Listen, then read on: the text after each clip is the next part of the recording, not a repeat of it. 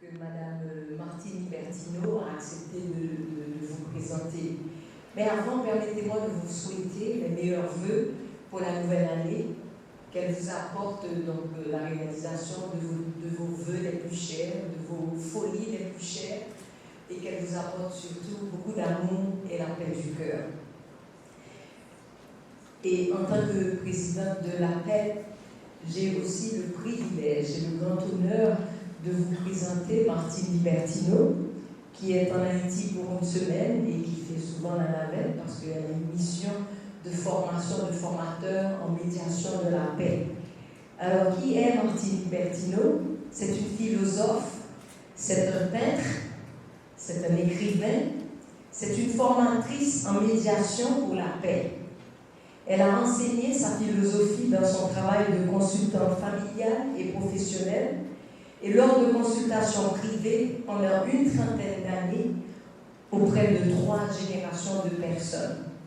Elle donne beaucoup de conférences à travers le monde, en Haïti, elle était en Yougoslavie, en RDC, et participe à des débats depuis 1990.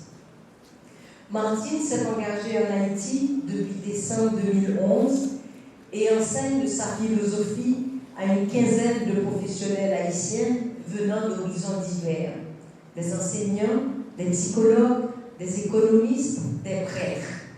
Elle en est actuellement à sa 12e mission en Haïti et je dois aussi ajouter qu'elle travaille au sein des médiateurs, des formateurs qu'elle a formés. Ils se sont forgés comme mission de travailler avec les écoles afin de développer cette culture de la non-violence pour une éducation à la paix. Alors voilà, c'est Martine Bertino, juste à côté de Roselyne, que vous connaissez un peu mieux.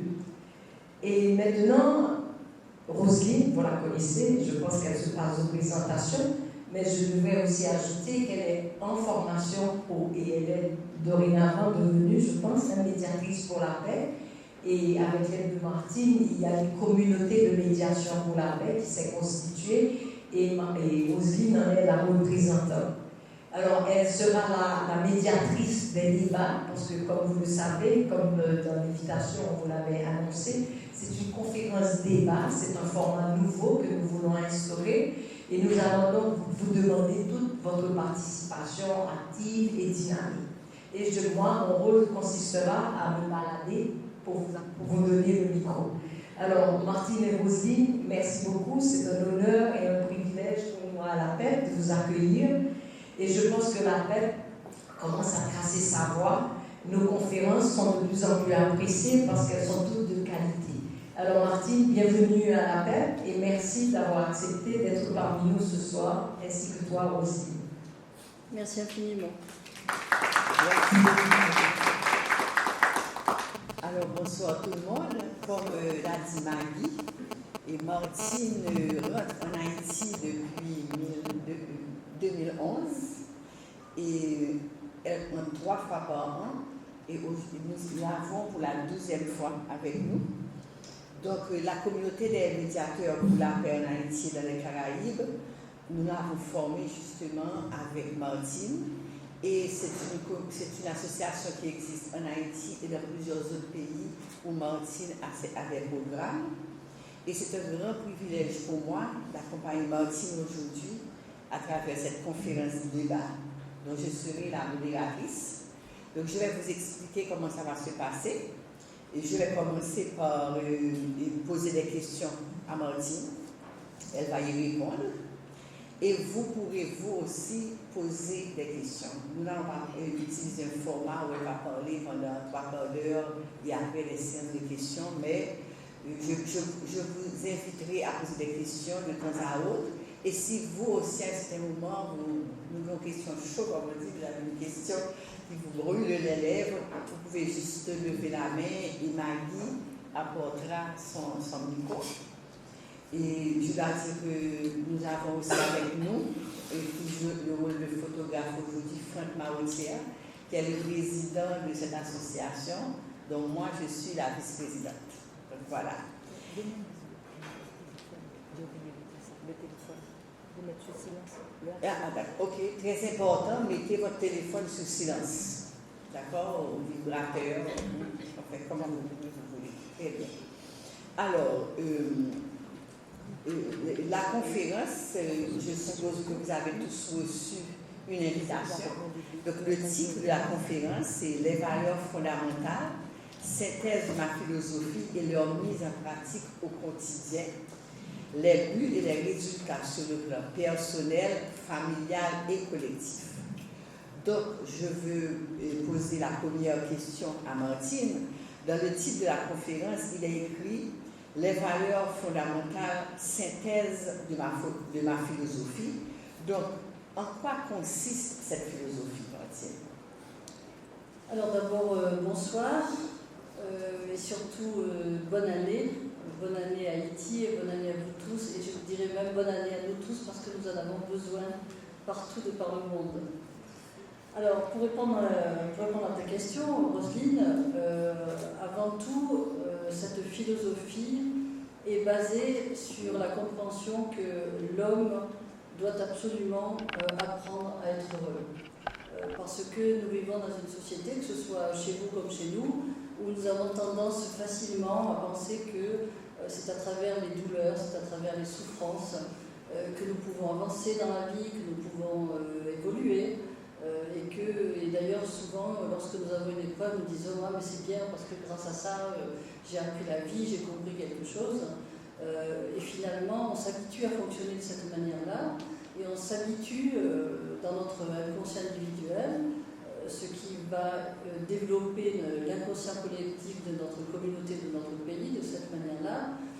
On s'habitue à accepter la souffrance comme inhérente à la vie et finalement gagner à peu près sa vie, survivre, être à peu près heureux, c'est suffisant parce que c'est comme ça que nous vivons sur Terre. Donc la première phrase que je dirais pour alimenter cette compréhension de ma philosophie, c'est qu'un homme heureux ne fait pas la guerre, et ensuite que nous devons nous développer sur cette terre pour apprendre notre métier d'homme qui est avant tout à apprendre à être heureux. Et c'est très important de comprendre cette philosophie en tant qu'adulte, en tant que parent, parce que apprendre son métier d'homme, c'est déjà tout petit qu'un enfant peut le faire. À partir déjà de 6 ans, un enfant peut comprendre la vie, peut comprendre ce que représente l'amour pour lui, ce que représentent ses besoins. Et s'il apprend ce métier d'homme, ce que j'appelle son métier d'homme, cette philosophie dès l'âge de 6 ans, c'est un capital qui va lui servir toute sa vie pour être beaucoup plus heureux et surtout pour faire de bons choix dans la vie. Parce qu'on pourrait se poser cette question, puisque nous faisons de la philosophie, est-ce qu'une personne malheureuse, est-ce qu'une personne qui a des problèmes à répétition fait de bons choix dans la vie? Est-ce qu'elle a la capacité, la concentration, la clairvoyance de faire des bons choix pour sa vie? Je pense que l'expérience peut nous démontrer qu'une personne qui n'est pas heureuse ne va pas faire de bons choix parce qu'elle n'a pas la neutralité nécessaire pour comprendre quels sont ses besoins et pour comprendre ce qu'elle doit mettre en place dans sa vie pour se réaliser, pour réaliser sa famille et pour réaliser son entourage autour d'elle. Donc cette philosophie avant tout, c'est une philosophie d'amour et c'est une philosophie de paix.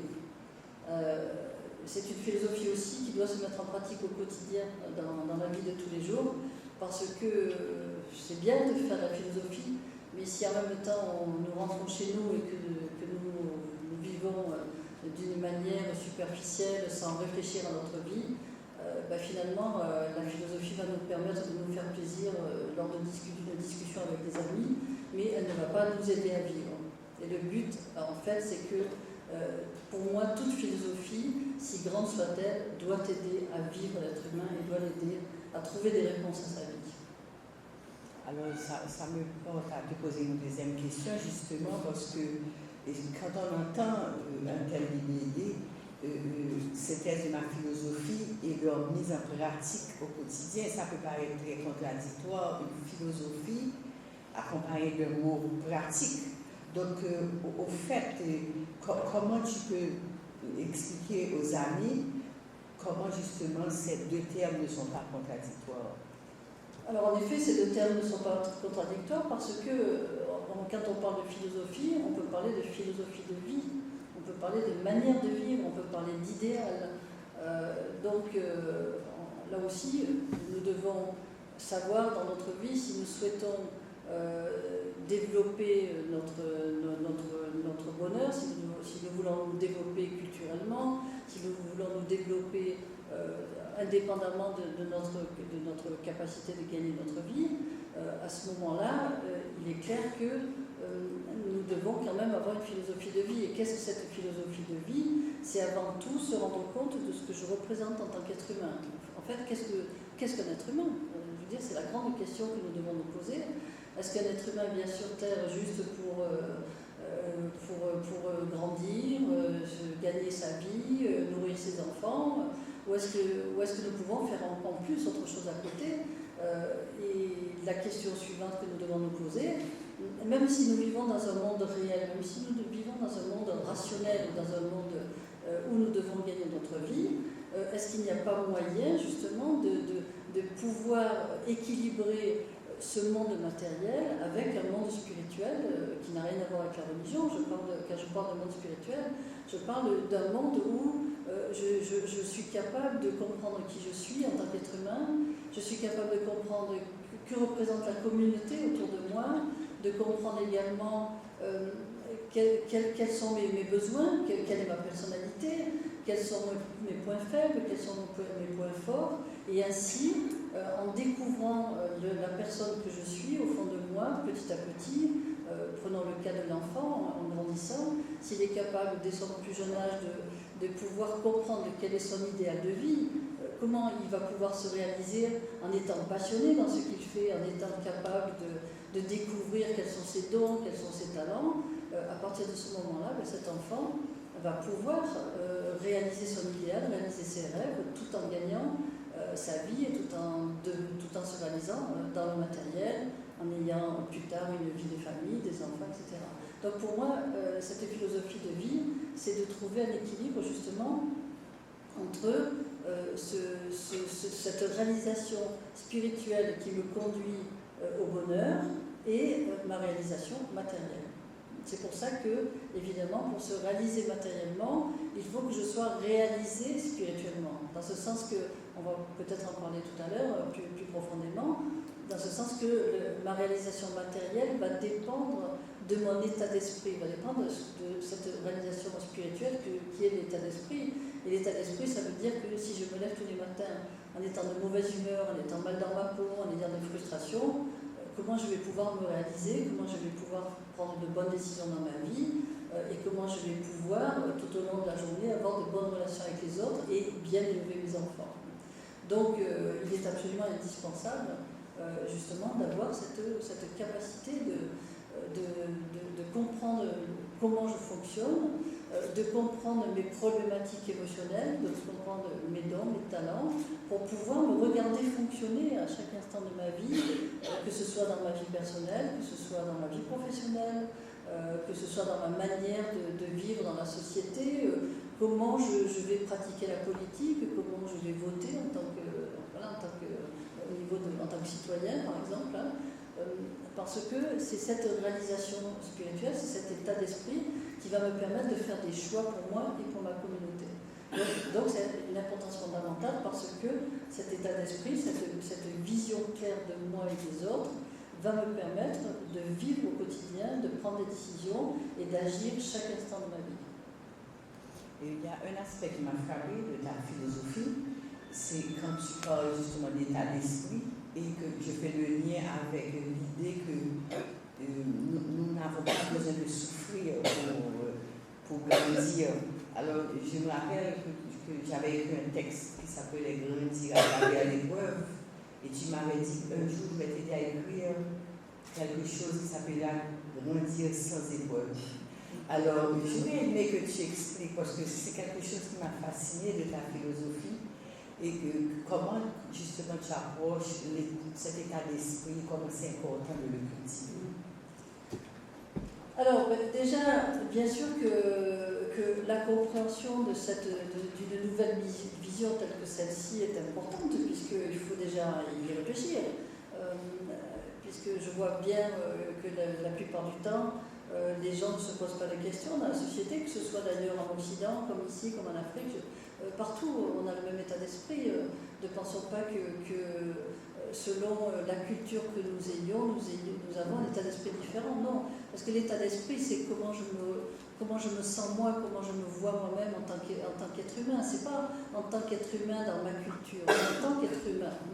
Et je peux vous dire que ce soit dans n'importe quel pays, l'être humain fonctionne d'une manière complètement semblable.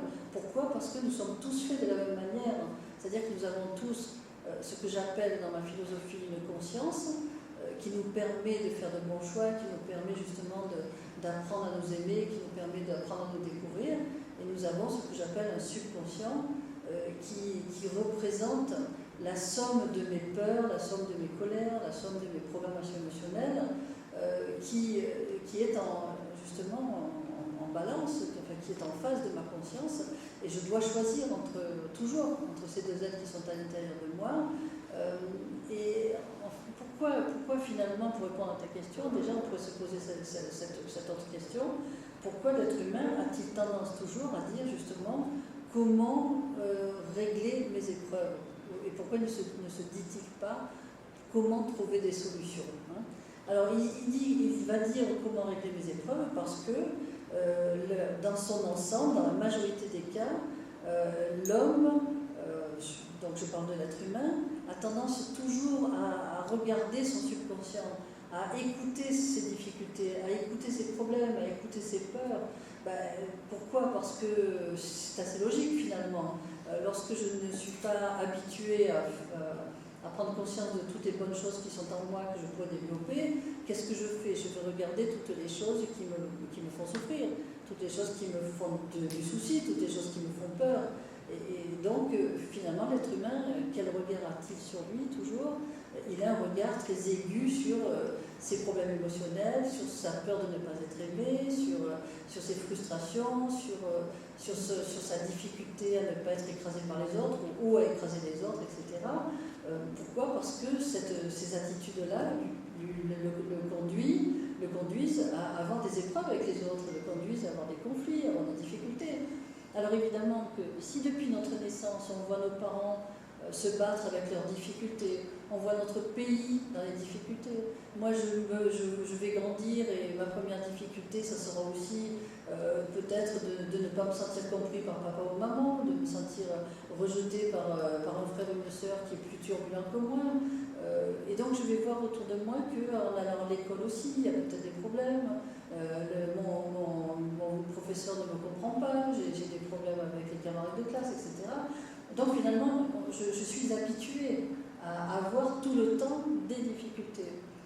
Mais comme je suis habituée à avoir ces difficultés que je ne regarde qu'elles, je ne regarde plus les bonnes choses, je ne regarde plus ce qui me faciliterait la vie. Je me conditionnelle parce que justement, ça ne me facilite pas la vie parce que je ne le vois pas. Si je ne le vois pas, je n'y crois pas. Et si je n'y crois pas, je ne l'attire pas. Donc en fait, la problématique est là. Ce n'est pas parce que nous avons des épreuves, c'est parce que nous croyons tellement nos épreuves, nous en avons tellement peur que nous les attirons perpétuellement. Et à ce moment-là, notre langage, notre pensée, notre imagination est conforme à cette vision du monde, à cette vision de notre vie qui fait que je ne vois effectivement que nos problèmes. Donc si je suis positive et que je commence à me poser des questions en me disant j'en ai marre de souffrir, évidemment que la première réponse que je vais avoir c'est comment régler mes problèmes. Je vous conduis, je vous amène par la main pour aller beaucoup plus loin, c'est-à-dire non plus aujourd'hui comment régler mes problèmes, mais comment trouver les solutions qui font disparaître ce que je croyais être mes problèmes. Je pense que c'est une démarche qui est beaucoup plus intéressante. Mais comment devrait-on réagir quand on a des enfants, une famille de 3, 4, 5 enfants, peu importe, et qu'on entend souvent un enfant qui dit à ses parents « mais tu préfères un tel plus que moi » ou « tu aimes un tel plus que moi » ou « tu ne m'aimes pas ». Comment est-ce qu'en tant que parent, on fait face à une situation pareille quand on veut que nos enfants soient heureux et qu'ils se sentent aimés? Alors, si nous n'avons pas justement cette capacité de faire cette démarche, justement, d'apprendre son métier d'homme, ce fameux métier d'homme dont je parlais tout à l'heure, si nous n'avons ni cette capacité, ni cette envie, ni l'opportunité de rencontrer quelqu'un qui puisse nous faire découvrir cette philosophie, eh bien, nous allons réagir comme nous pouvons. C'est-à-dire, nous allons réagir avec notre culpabilité de parents, parce que nous voulons que nos enfants se soient heureux, parce que nous voulons les aimer, parce que nous ne voulons pas qu'ils souffrent et nous ne voulons pas souffrir nous-mêmes. Donc, face à un enfant qui me dit tu ne m'aimes pas, tu aimes mon frère ou ma soeur mieux que moi, en tant que parent, je vais lui expliquer que je l'aime, je vais lui expliquer qu'il se trompe, je vais lui expliquer qu'au contraire, dans telle et telle situation, je vais lui montrer de l'amour, etc. Mais en fait, je ne vais que lui donner des explications qui peuvent être des explications justes, d'une certaine manière, mais en même temps, elles représentent une justification qui vont me déculpabiliser parce qu'au fond, je me sens coupable, même si j'aime mon enfant. Et je ne sais pas, au fond, comment lui expliquer ce qui est en train de se passer. Alors, où est le problème dans tout ça? Le problème, c'est que l'enfant va me dire « tu ne m'aimes pas » parce qu'il est face à ses problématiques émotionnelles sans les connaître et sans les comprendre.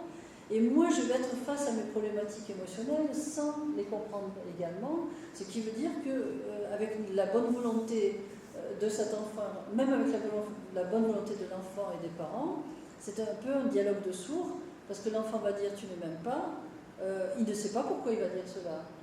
Et la mère va dire, ou le père va dire « mais si, je t'aime ». Donc on ne règle pas le problème. Bon, supposons que cette famille ait pu bénéficier de cette philosophie. Cette famille, donc, aurait bénéficié d'une formation qui va permettre aux parents de découvrir ce qu'ils sont, ce qu'ils représentent en tant qu'être humain, de découvrir leur fonctionnement. Et donc, nous assistons à une nouvelle donne, puisque ces parents vont se découvrir et vont se connaître, non pas en tant que parents, mais d'abord en tant qu'être humain.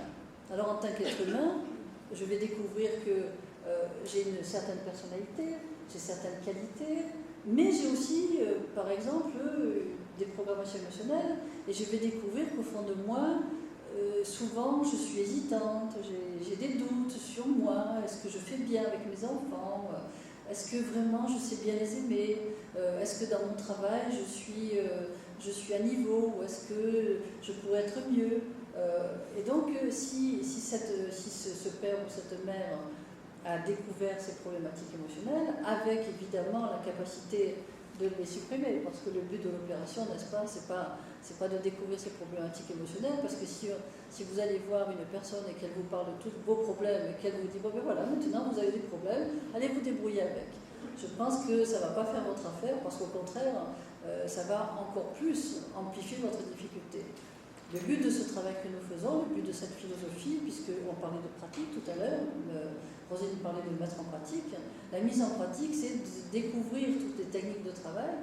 Par exemple, pour ce père ou cette mère dont on parlait tout à l'heure, qui va découvrir que les hésitations qu'elle éprouve ne sont que des programmations émotionnelles, que par des techniques de travail, elle va pouvoir gérer et ensuite elle va pouvoir supprimer. Ce qui veut dire que après un certain travail, après un certain temps, cette personne va pouvoir avoir beaucoup plus de sûreté dans la vie, elle va pouvoir avoir confiance en elle, elle va pouvoir avoir un regard aussi sur les autres beaucoup plus bienveillant parce qu'elle se méfiera beaucoup moins des autres tout en étant vigilante. Ça, c'est l'histoire du père et de la mère. Prenons l'histoire de l'enfant. Cet enfant qui va dire à son père et à sa mère « tu ne m'aimes pas », eh bien, si les parents ont découvert cette philosophie et si l'enfant a bénéficié de cette philosophie, comme nous mettons ce travail en place dans les écoles dès l'âge de 6 ans, ben, cet enfant, un jour un matin, va se lever parce que peut-être un petit frère ou une petite sœur sont nés Et il va se lever en se disant, ah, j'aime bien mon petit frère, ma petite soeur, mais je trouve qu'en ce moment, papa et maman, ils s'occupent beaucoup de lui, et puis ils me délaissent, c'est pas normal. Est-ce que papa et maman ne m'aiment plus? Mon Dieu, mais quelle horreur. Puis je comprends qu'ils ne m'aiment pas parce qu'au fond, je ne vaux rien. Voilà. Et c'est à ce moment-là que l'enfant va dire à sa maman ou à son papa, si vous ne m'aimez plus, vous préférez mon petit frère et ma petite sœur. Supposons que cet enfant ait pu bénéficier de ces cours d'éveil philosophique, puisque nous les appelons des cours d'éveil philosophique dans les écoles, cet enfant aura appris que certaines personnalités apportent une programmation émotionnelle que j'appelle la programmation du rejet, le problème de l'abandon, qu'il peut avoir en lui depuis sa naissance. Ce qui veut dire qu'en fonction des événements qu'il va vivre dans la vie, en fonction des expériences qu'il va vivre avec ses parents, comme cette difficulté émotionnelle va le conduire à être un dépendant affectif, c'est-à-dire qu'il va être beaucoup plus dépendant que notre enfant, être beaucoup plus en demande d'amour. C'est l'enfant qui va venir vers vous en vous disant, il vous dira pas forcément maman ou papa je t'aime, il vous dira papa, maman, est-ce que tu m'aimes? C'est lui qui va être en demande d'amour. Et vous allez pouvoir reconnaître typiquement tout le fonctionnement de cet enfant avec ses qualités et avec justement son fonctionnement émotionnel. Si cet enfant a découvert déjà en lui qu'il a ce problème de rejet, qu'est-ce qui va se passer? Il va arriver peut-être à l'école et parler à l'animateur de ce qu'il a ressenti au fond de lui en disant mais moi qui ai toujours aimé mon petit frère, aujourd'hui je me sens mal et j'ai découvert que je suis jalouse de lui, que j'ai l'impression que papa et maman s'occupent moins de moi. Et là, l'animateur va lui dire, mais tu te rappelles, tu as appris le problème de rejet que tu as, où tu as l'impression qu'on t'aime moins, où tu as l'impression qu'on peut te mettre à l'écart, mais en fait, tu sais très bien que c'est ta problématique.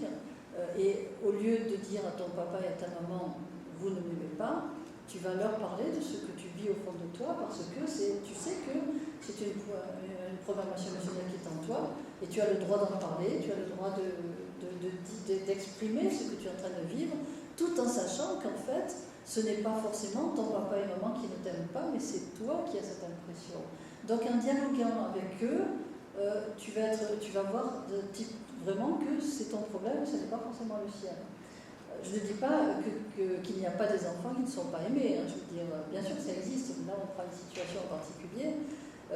Alors, pour en revenir justement au dialogue que les parents vont avoir avec l'enfant, c'est que si ce travail n'a pas été fait de part et d'autre, comme je disais tout à l'heure, le scénario c'est vous ne m'aimez pas, ou si on t'aime, voilà, et on n'arrive pas à s'expliquer et chacun va partir frustré dans son coin.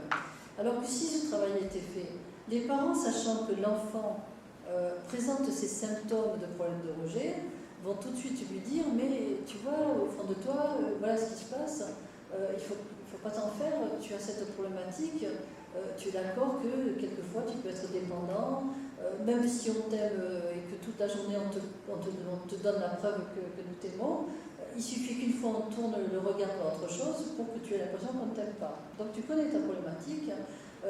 Nous, de notre côté, on va vraiment faire un effort pour te donner autant d'amour dont tu as besoin, mais tu sais aussi que maintenant, il y a un petit frère qui est là et qui a besoin aussi de nos soins. Et donc, on va te proposer de prendre soin à trois de ton petit frère, et non pas que nous prenions soin de lui et que toi, tu te sentes mis à l'écart. Donc, il y a tout un dialogue qui va s'installer parce qu'il y a la compréhension de l'enfant, de ses problématiques, la compréhension aussi des parents, peut-être, qui, dans un premier temps, se sentiront coupables, mais qui vont se reprendre en se disant non, nous ne sommes pas coupables, simplement, je connaissais ma programmation émotionnelle, mais pour rassurer mon enfant, on va parler de nos difficultés et de tout ce qu'on peut mettre en place qui va pouvoir nous aider. Donc, tu vois, la situation va être complètement différente en fonction de ces deux paramètres. C'est super, mais tu parles de dialoguer avec les enfants, d'établir un dialogue avec l'enfant. À partir de quel âge et à quel moment faut-il établir ce dialogue pour que l'enfant se sente aimé, accepté dans la famille et se sente être humain? Et comment, en tant que parent, on peut établir un tel dialogue? Bon, on peut voir la situation de deux manières. On peut parler de dialogue avec un enfant qui parle et on peut parler de dialogue avec un enfant tout court. Je crois qu'on pourrait quand même on pourrait parler des deux situations parce que ça me paraît tellement important que j'aimerais parler de ces deux situations. Alors c'est vrai qu'habituellement, quand on parle dialogue, on se dit on ne peut parler qu'avec un enfant qui sait parler. Ouais, bon. Oui, ça c'est du domaine évidemment du rationnel. Et c'est plus facile à comprendre que se dire, mais lorsqu'un enfant ne parle pas, est-ce qu'on peut vraiment avoir un dialogue avec un enfant? Et justement, c'est là où ça devient très intéressant, c'est qu'on peut considérer que dès qu'un enfant est conçu, je n'ai pas dit dès qu'un enfant vient au monde, dès qu'un enfant est conçu, normalement on devrait engager un dialogue avec lui. Pourquoi? Parce que l'enfant qui est dans le ventre de sa mère est une âme qui vit, est une âme qui perçoit, est une âme qui reçoit toutes les pulsions de ce que vit sa mère, de ce que vit son environnement, parce que c'est pas seulement la mère, c'est le milieu dans lequel elle va vivre. Donc vous voyez à quel point, je tiens à insister là-dessus, vous voyez à quel point le père a une importance fondamentale. Et il faut arrêter de penser que c'est la mère qui a une importance pour l'enfant, que du moment que l'enfant est attaché à sa mère, il est heureux. Non, c'est pas vrai. Un enfant a besoin de la mère et du père parce que ce sont les deux êtres dont il a besoin de recevoir de l'amour. Et dans les deux sens, c'est tout aussi important. Donc, pour en revenir à ta question, dès la conception, il est important que le père et la mère engagent un dialogue avec cet enfant qui n'est pas là physiquement. Mais d'ailleurs, vous voyez bien que lorsqu'il commence à bouger, on est très impressionné parce que s'il bouge, c'est qu'il y a de la vie dans ce ventre. Ben, s'il y a de la vie, ça veut dire qu'il y a aussi de la compréhension, il y a aussi de la réception. Et lorsqu'on parle à cet enfant lors de la conception, on va le préparer à venir sur Terre, on va le préparer, on va lui expliquer ce qu'il va rencontrer, c'est qu'il va avoir une petite sœur, un petit frère, etc., qu'on l'accueille, qu'on va l'aimer. Et il y a deux choses qui seront très importantes d'ailleurs pour lui, je dirais même trois choses qui seront importantes. C'est le toucher, parce que chaque fois que sa mère ou son père ou l'environnement mettent leurs mains sur le ventre de la mère, cet enfant va ressentir d'une part le toucher et en même temps l'énergie qui vient de cette personne, qui va lui apporter de l'amour et qui va lui apporter, qui va lui donner envie de venir nous retrouver sur cette terre. Donc c'est très important. Il y a aussi ce qu'il va entendre, parce que même s'il est dans le ventre, il perçoit, il entend des choses, ce qui veut dire que le préparer en ayant une vie calme, en ayant une sérénité, va lui permettre de venir sur Terre avec des bons atouts, parce qu'au lieu d'avoir peur de venir sur Terre, déjà il aura envie de se retrouver dans cette famille où il sait que peut-être il va être heureux, il va être accueilli avec amour. Donc il va sentir à plusieurs niveaux, au niveau du son, au niveau de l'énergie et au niveau du toucher. Donc c'est pour ça que je voulais parler de cela, c'est très important, c'est une préparation, n'est-ce pas, à la venue d'un enfant. Et lorsque l'enfant vient au monde, même si c'est un bébé qui ne sait pas parler, il est important de pouvoir dialoguer avec lui. Je prends un exemple, si un enfant pleure beaucoup, on peut lui expliquer qu'il peut demander différemment les choses. S'il a mal quelque part, c'est normal qu'il pleure, il va falloir le prendre dans les bras, il va falloir le rassurer. Mais prenons le cas d'un enfant qui pourrait avoir une très forte personnalité et qui pourrait se manifester violemment et régulièrement, alors que les parents ne savent plus quoi faire parce qu'ils ont l'impression de ne pas pouvoir maîtriser l'enfant. Il est important déjà de parler à cet enfant en lui disant « Écoute, je t'aime beaucoup, j'ai beaucoup d'affection pour toi, mais à un moment donné, je vais être obligée de te coucher, de te laisser dans ton lit. Si vraiment j'ai tout essayé, je t'ai pris dans le bras, je t'ai aimé, j'ai fait tout ce qu'il fallait. Tu n'es pas malade, tu es en bonne santé. À un moment donné, je suis obligée de te mettre dans ton lit pour que tu dormes et je vais être obligée de te laisser pleurer pendant un certain temps parce que moi je suis fatiguée, j'ai besoin d'aller me coucher, j'ai besoin aussi de prendre soin de moi parce que je suis un être humain et il faut que tu me donnes cet amour de me laisser dormir. Alors ça peut paraître ridicule au vu de certains. Voilà, vous voyez, c'est pour ça que je vous dis, ça peut paraître ridicule. Mais en réalité, c'est ainsi que tous les adultes devraient se comporter avec les enfants, parce que l'enfant perçoit, au-delà des mots, ce que nous voulons lui dire. Et en fait, qu'est-ce que je suis en train de lui dire à cet enfant? Je suis en train de lui dire je t'aime, mais j'attends aussi de toi que tu m'aimes. Et alors là, je vous pose la question, est-ce que vous pensez qu'un bébé n'est pas capable de ressentir cela? Qu'en pensez-vous? Tu peux déjà répondre? Qu'en penses-tu? Tu as ton micro. Voilà. Est-ce que tu as posé la question? Non, maintenant que tu me la poses, je pense que oui. Dans son regard, je ne sais pas, il ne peut peut-être pas comprendre rationnellement. Non, il ne va pas comprendre les mots. Il écoute ma voix, puis à la longue, son cerveau enregistre, et petit à petit, en lui redisant les mêmes choses une prochaine fois, un jour, ça fera partie de lui. Alors, quand tu dis que c'est son cerveau qui enregistre, ça va beaucoup plus loin, tu comprends? Oui, c'est là aussi, j'imagine. Oui, non, mais je ne pensais pas forcément à cela. Je pensais à l'attitude du parent. Hein. Reprenons la situation. Supposons que, parce que là, ça vous amuse, parce que nous sommes tout calmes ici, assis, mais je pense que quand on a un enfant qui pleure pendant des heures et que nous n'avons pas dormi pendant plusieurs nuits, je pense qu'on est moins, voilà, on s'amuse moins qu'en ce moment. Bon.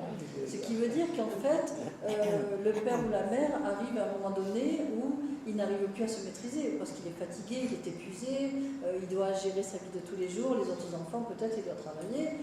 Donc à un moment donné, qu'est-ce qu'il va faire? Il va prendre cet enfant et l'enfant va ressentir la violence. Il va ressentir, oui, dans le toucher, dans la dureté, dans la manière de le poser dans son lit, dans la manière de lui parler. Cet enfant va ressentir la violence du parent parce que c'est pas que je n'aime pas mon enfant, mais je n'en peux plus, j'arrive plus à me maîtriser. Bon, ce qui veut dire que l'enfant va soit s'arrêter parce qu'il a peur, soit continuer à pleurer encore plus fort parce qu'il a peur également. Selon sa personnalité, il peut réagir dans les deux extrêmes. Il se tait ou il continue à hurler encore plus fort. Essayons de voir la situation différemment. Cet enfant, dans le cas particulier, je pense que quand même sans connaître l'âme humaine, on se rend compte que c'est pas comme ça qu'on va le calmer.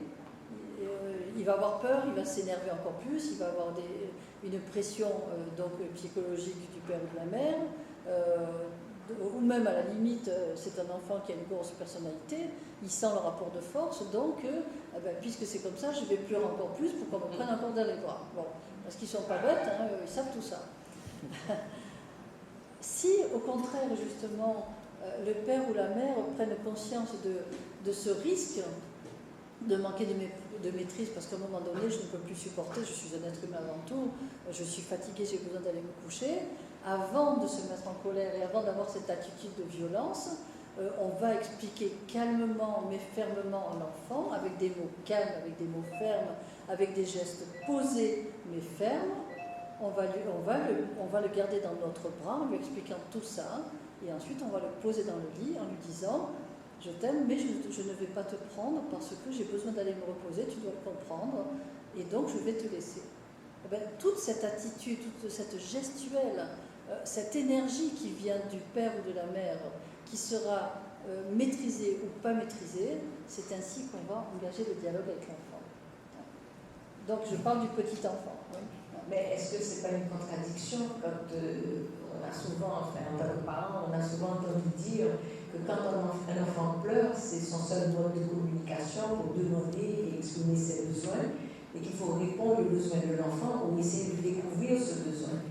Donc, si l'enfant pleure et qu'on accepte qu'il pleure parce qu'il a un besoin qu'on satisfait, comment le laisser pleurer? Est-ce ne pas lui dire tes besoins ne sont pas importants pour moi?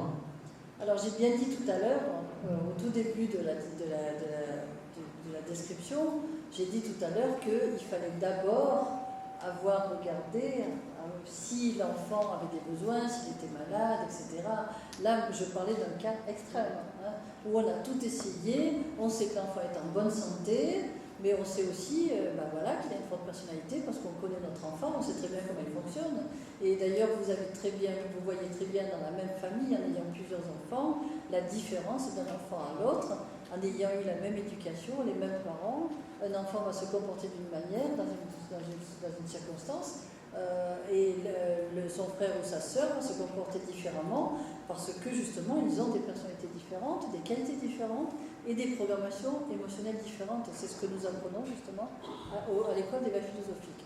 Alors évidemment, loin de moi l'idée de vous dire abandonnez vos enfants, laissez-les pleurer. Hein. C'est pas du tout ce que je dis. Au contraire, quand on parle d'amour, on parle de respecter les besoins de l'enfant, prendre absolument soin de lui. Mais là, justement, on parlait de dialogue et j'ai pris cet exemple pour montrer que dans cet exemple aussi représentatif, même là, le dialogue peut s'installer avec un enfant. Voilà. Alors évidemment qu'ensuite, lorsque l'enfant grandit et qu'il commence à parler, on est face à une autre situation, mais quelquefois les parents s'imaginent que parce qu'on est un enfant, on ne comprend pas, et donc ça ne sert à rien d'engager un dialogue, parce que nous on est des adultes, on reste entre adultes, on discute, toi tu es un enfant, tu ne comprends rien, donc tu dois obéir. Voilà.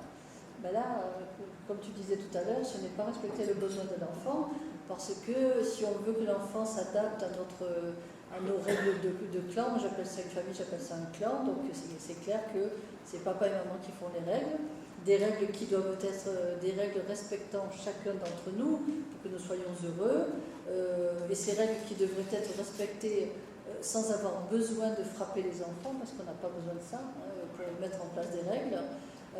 À partir de ce moment-là, chaque fois que je veux installer des règles, chaque fois que je veux demander que l'enfant respecte des règles, je lui explique et lui peut poser des questions et nous pouvons avoir un dialogue. Et s'il n'arrive pas à respecter ces règles, je vais en parler avec lui, je vais lui parler aussi de mes besoins, parce que ça aussi c'est une difficulté que les parents vont avoir, c'est que souvent on va se positionner en tant que parent, tu dois obéir, mais on ne va pas oser dire à nos enfants j'aimerais que tu obéisses et que tu fasses ce que je te demande parce que ça me fait du bien, ça me fait plaisir, parce que tu le fais pour moi. C'est un acte d'amour que tu fais pour moi, comme moi je fais un acte d'amour pour toi. Et vous verrez à quel point nos enfants sont réceptifs parce qu'ils veulent nous faire plaisir, ils veulent nous aimer. Ok, alors, l'amour, je voulais aller maintenant à un point de notre conférence débat. Et le titre de la conférence, c'est les valeurs fondamentales. C'est une synthèse de ma philosophie. Et quelles sont ces valeurs fondamentales? Tu veux expliquer? Mais avant de passer à un autre point, est-ce que vous avez des questions par rapport à ce dont Martine a parlé tout à l'heure? Ou bien on peut continuer? Tu as une question, Marie-Lise? Oui, ok, vas-y.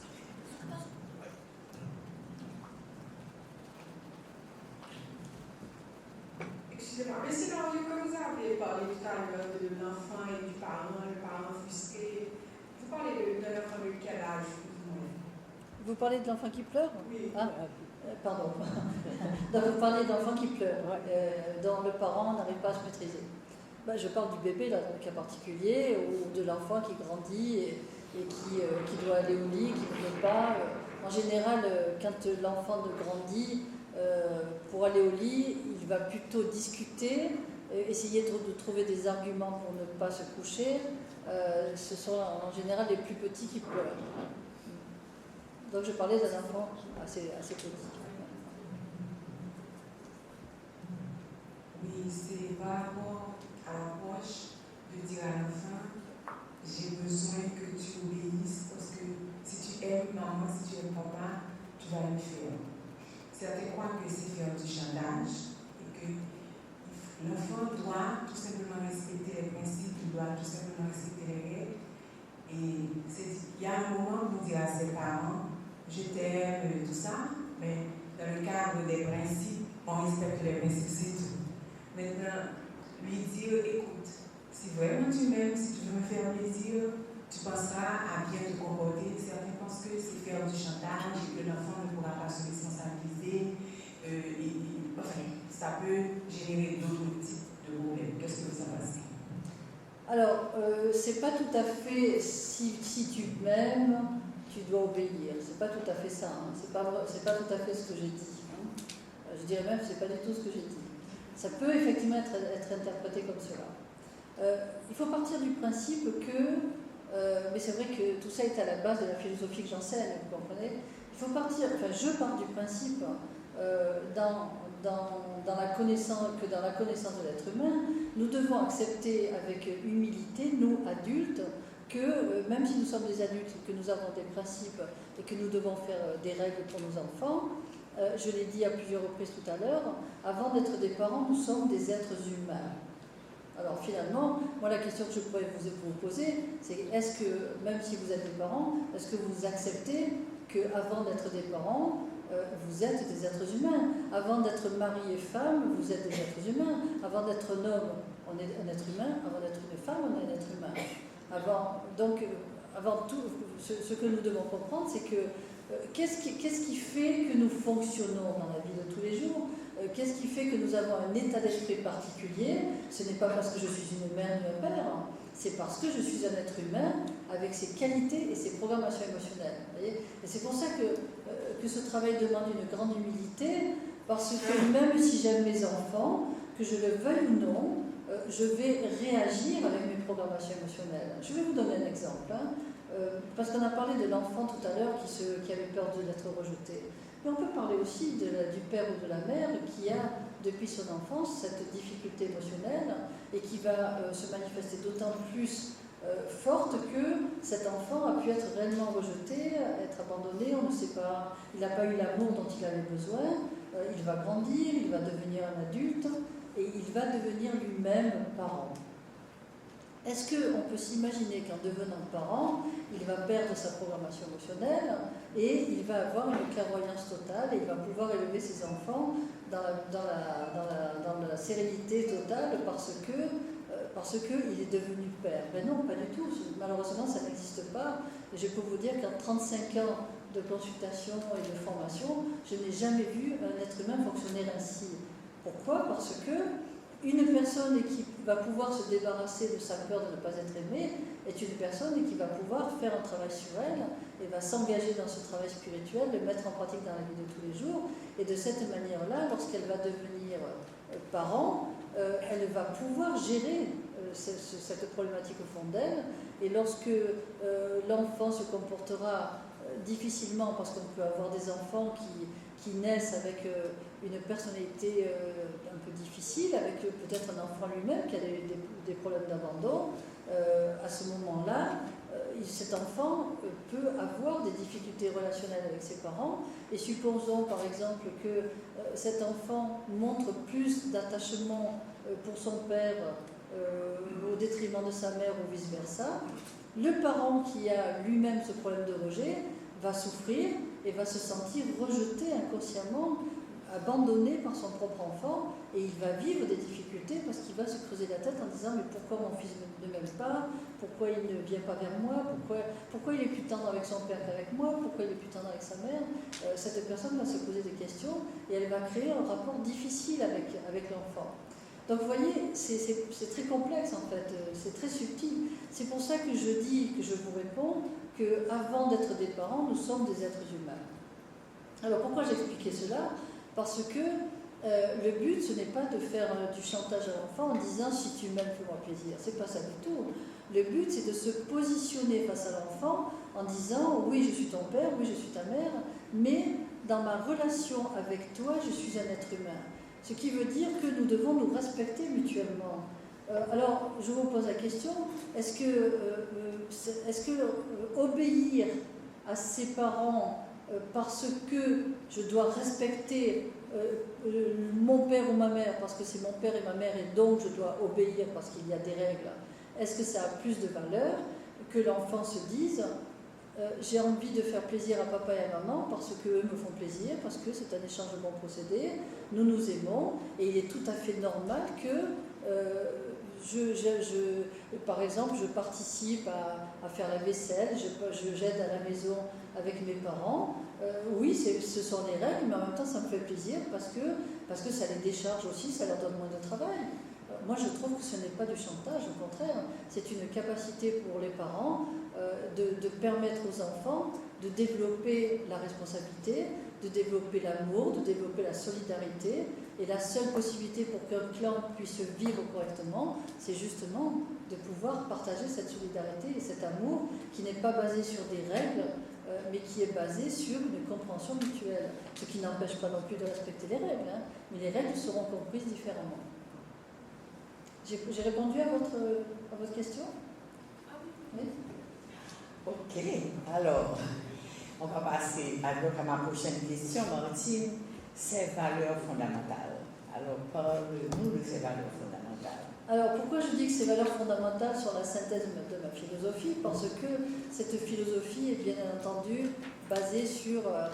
on a parlé de bonheur, j'ai parlé de bonheur tout à l'heure. Donc, si on veut être heureux, pour être heureux, il faut développer des qualités qui vont nous permettre de nous développer, de réussir notre vie, et de réussir notre vie personnelle, de réussir notre vie professionnelle, notre vie sociale.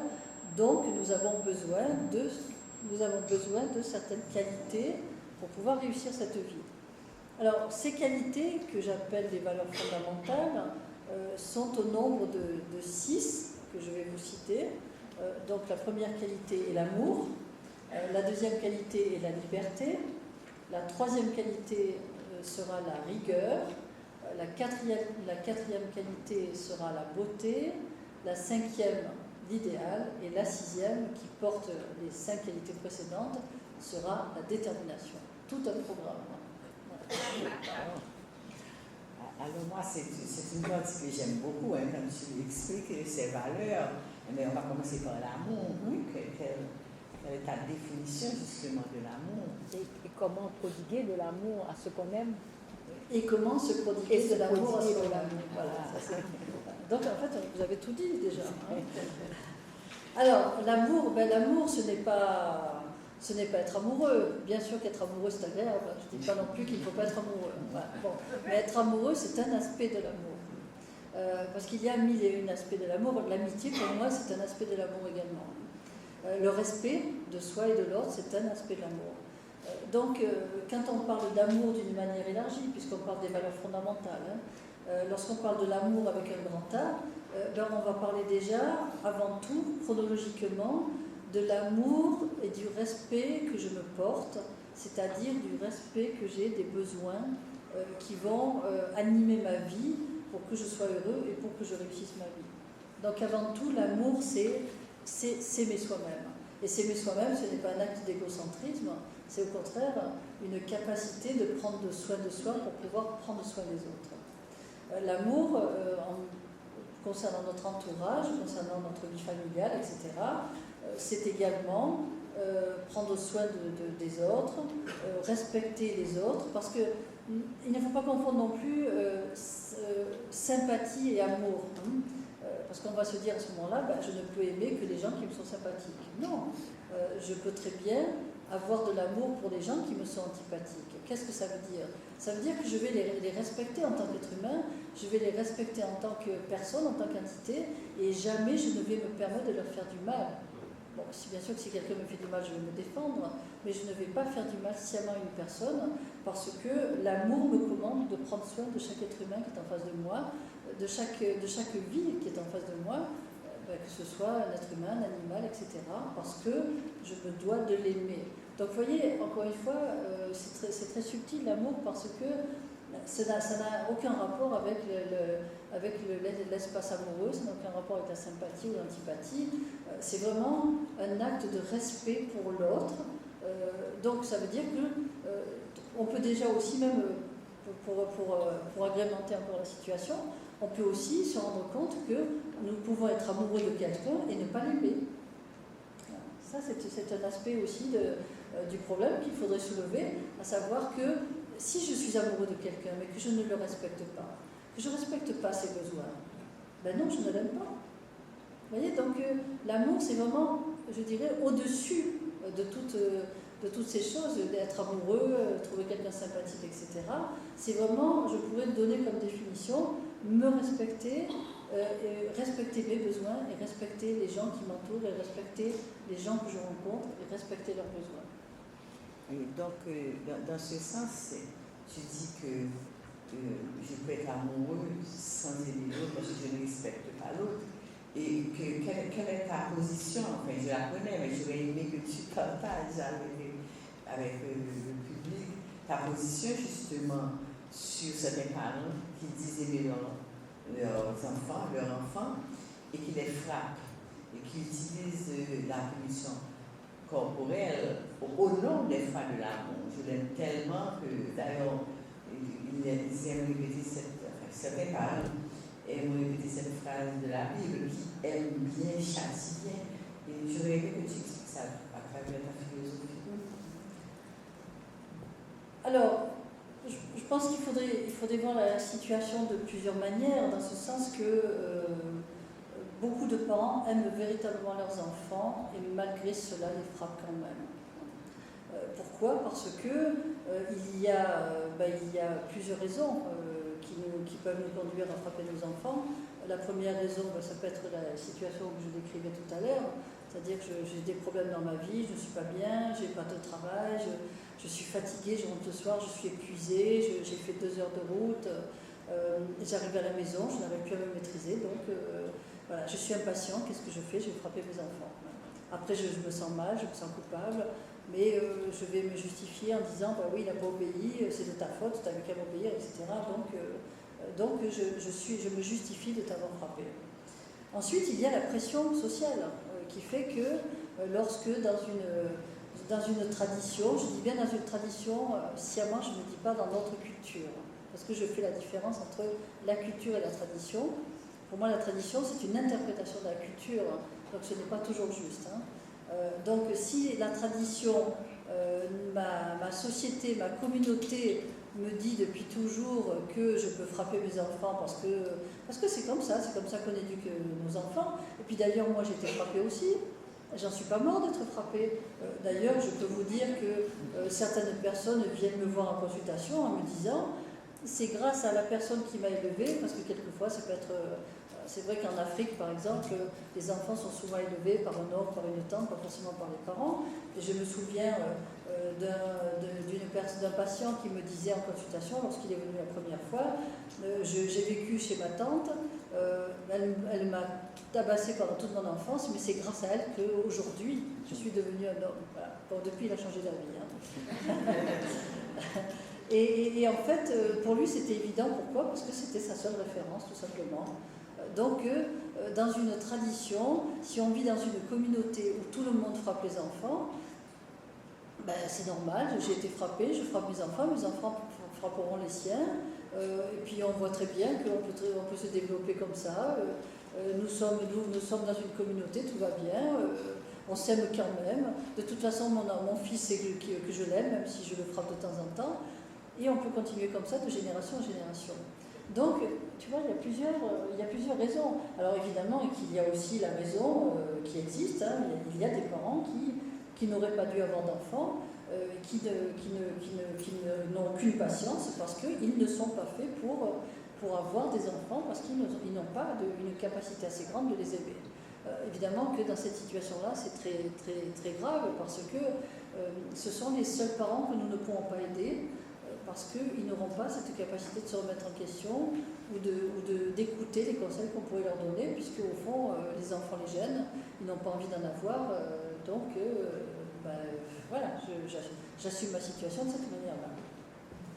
Alors si on prend les 2 autres situations, je pense qu'on peut remettre en question cette notion de la correction en se posant la question, mais est-ce que, au fond, un enfant a véritablement besoin d'avoir une correction, d'être frappé pour obéir, et comment lui le vit-il à travers ses programmations émotionnelles ? Puisque un enfant a des programmations émotionnelles, on sait que maintenant les adultes aussi peuvent en avoir, non. Comment cet enfant va-t-il réagir face à cette punition qui est le taper, et comment sa dignité va-t-elle réagir aussi, parce qu'on parle beaucoup de dignité pour les adultes, pourquoi ne parlons-nous pas de dignité pour les enfants ?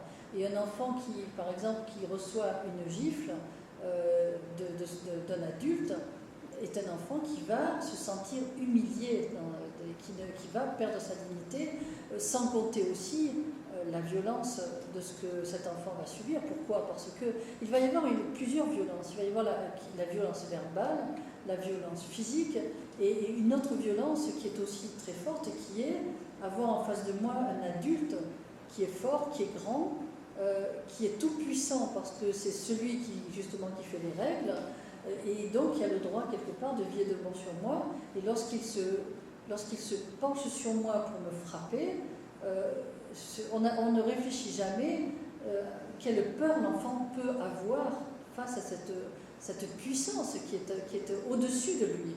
On ne va même pas dire en face de lui, parce que lui, il est en bas, hein, s'il est petit.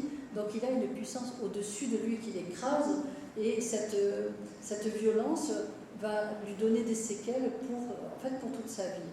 Alors, quelles séquelles va lui donner cette violence, au fond, hein? Même si on l'aime, je veux dire, cette réalité, elle est là, elle existe. Hein. Donc, même si on l'aime, il faut quand même prendre conscience que ça peut avoir une portée pour son avenir, comme ça a eu une portée pour notre avenir. Alors, au fond, qu'est-ce qui va se passer chez cet enfant? Ben, la première chose qui va se passer, c'est qu'il va réagir en fonction des différentes facettes de sa personnalité et des différentes facettes de ses programmations émotionnelles. Donc chaque enfant sera un cas unique face à la même situation, il peut réagir de manière complètement différente. Il peut réagir, si c'est un enfant par exemple qui a une grosse personnalité, il va réagir par la force. Ça ne veut pas dire qu'il va se défendre, c'est pas ça, mais il va se blinder à l'intérieur de lui en se disant j'ai de la violence en face de moi, j'ai de l'autorité en face de moi, donc je dois apprendre à devenir fort au cas où plus tard, quand je serai grand, on m'attaque et c'est par la force que je vais pouvoir me défendre. Ce qui veut dire que cet enfant va développer une tendance à être violent lui-même ou à s'isoler dans un monde où il paraît fort, solide, donc il ne va pas, par exemple, se confier. Il va devenir un enfant qui paraît débrouillard, qui n'a pas besoin des autres, qui s'amuse, qui est fort, qui est solide, qui est turbulent. Mais en fait, c'est une image qu'il va donner de lui, parce que c'est comme ça qu'il apprend la vie, enfin qu'il s'apprend lui-même la vie, qu'il interprète la relation qu'il a avec ses parents. Je suis en danger face à la force, donc en grandissant, je vais être en danger toujours face à la force des autres. Ça peut être la force physique, ça peut être la force verbale, ce qui veut dire que cet enfant va avoir une image de la hiérarchie et une image de la famille qui représente le danger, qui représente la violence. Donc, soit il va se soumettre face à tout ce qu'il considérera plus tard comme une personne plus forte que lui, ou face à la hiérarchie, ou alors il va être sur la défensive et réagir plutôt violemment en se défendant face à ce qu'il considère comme la famille, la hiérarchie, la société, etc. Ce qui veut dire qu'en fait c'est un enfant qui va mal comprendre ce que représente le pouvoir et il va développer une violence intérieure, une force intérieure mal gérée en quelque sorte. Hein. Et si cette situation est vécue par beaucoup d'enfants dans une communauté, cette attitude va devenir représentative de l'inconscient collectif de cette communauté, voire de ce pays.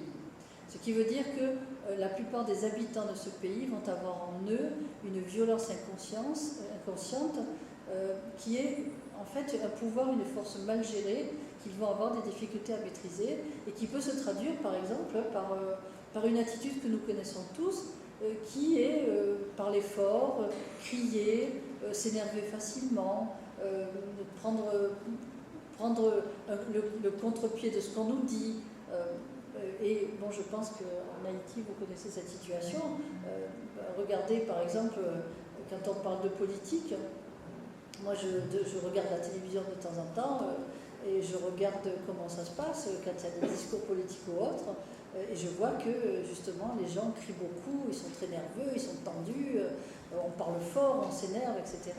Et ça, c'est l'image justement d'un inconscient collectif, d'une majorité de gens qui n'ont pas eu quelque part la tendresse dont ils auraient eu besoin dans leur enfance et qui, petit à petit, en se développant, en fait, développe une tradition qui est, lorsqu'on est les uns avec les autres, on est sur la défensive, on ne montre pas notre tendresse, on ne montre pas notre amour, on n'a pas des gestes qui montrent notre tendresse, etc.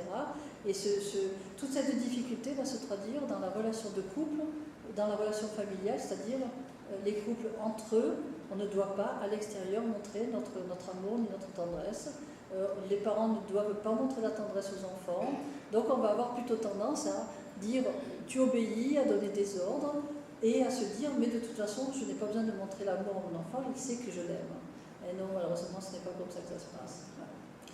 Donc c'est très important de se rendre compte que taper ses enfants, ce n'est pas forcément ne pas les aimer, mais en même temps, ça va avoir un impact sur toute la vie de l'enfant, parce que ça a eu un impact déjà sur la mienne. Et donc, justement, le but de ta philosophie, c'est quand même d'établir la paix dans une communauté à travers le monde.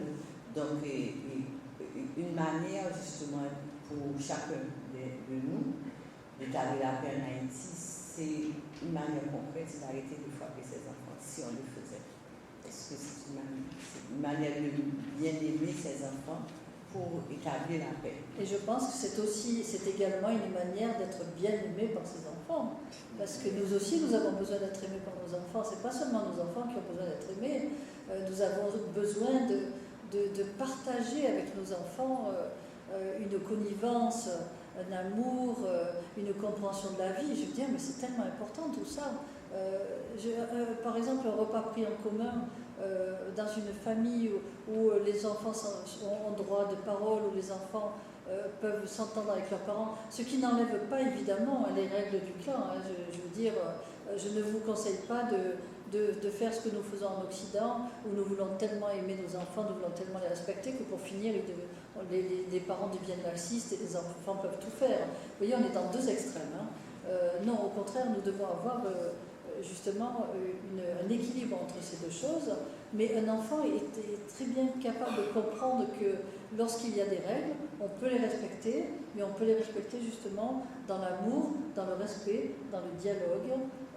Et c'est aux parents à enseigner ce dialogue aux enfants, et ce n'est pas les enfants à enseigner le dialogue aux parents.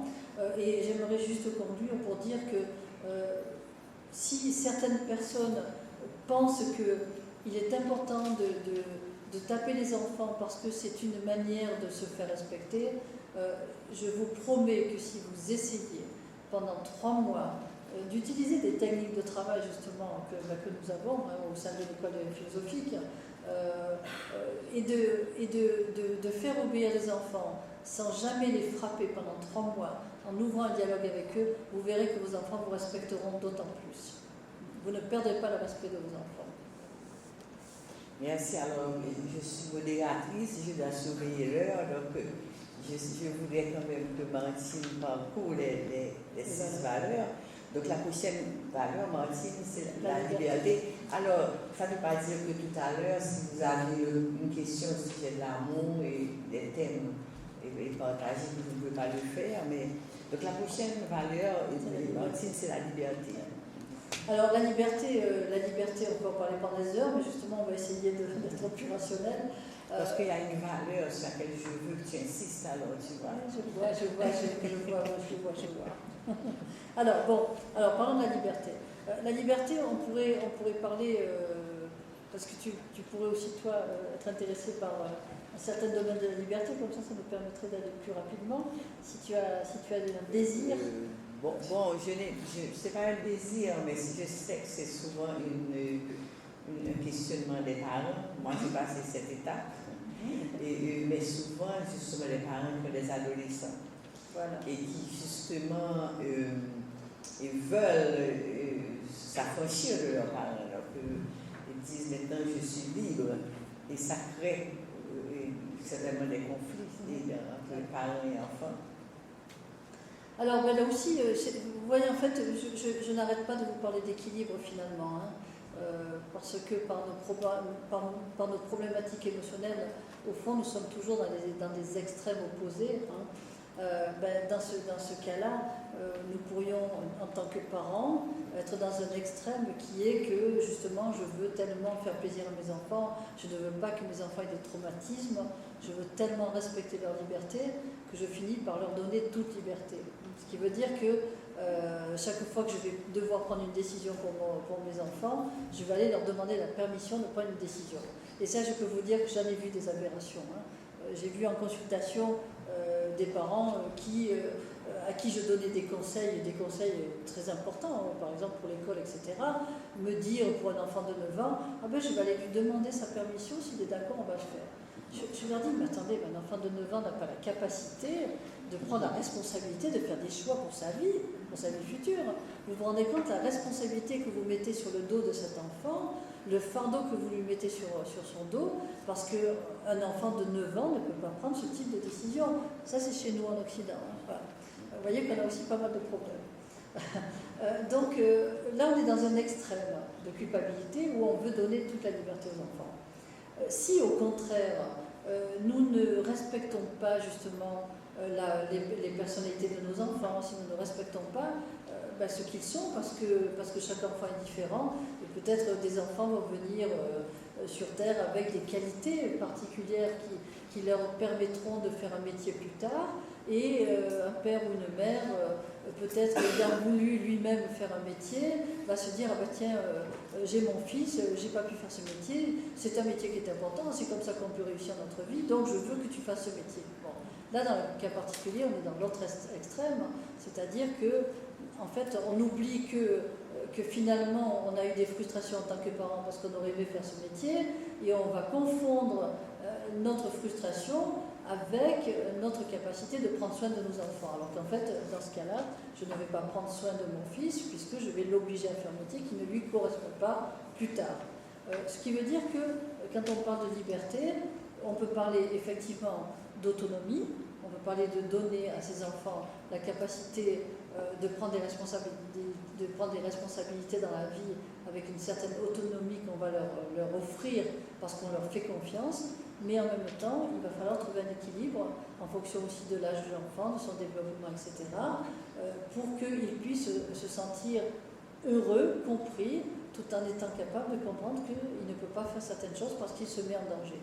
Et là, encore une fois, qu'est-ce qui est important, c'est le dialogue. C'est encore plus le dialogue parce que l'enfant va pouvoir, enfin maintenant on n'est plus avec un enfant, on est avec un jeune, le jeune va pouvoir dire, voilà, moi j'aimerais avoir ça, les parents vont pouvoir dire, écoute, bon, moi ça m'embête de te donner ça, j'ai pas envie, je suis pas d'accord. Et c'est là d'ailleurs où en médiation on voit souvent, là je peux vous donner mon expérience en tant que médiatrice, souvent les parents campent sur leur position, non c'est comme ça, c'est pas bon pour toi, etc. Le jeune va camper sur sa position, alors qu'il suffirait simplement, peut-être que le parent dise, bon allez, bon, je te donne un petit peu ça, je sais que tu vas pas faire quelque chose de mal, tu vas pas te faire mal, toi en contrepartie tu me donnes ça.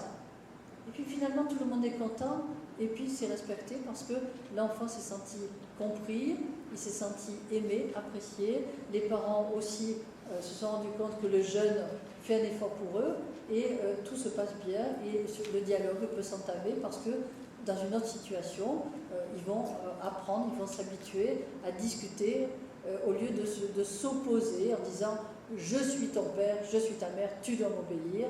Non, on va développer une autre forme de relation. Voilà, je pense qu'on va pouvoir passer à autre chose. Enfin, passez-le. Alors, Martine, enfin on va parler de la rigueur.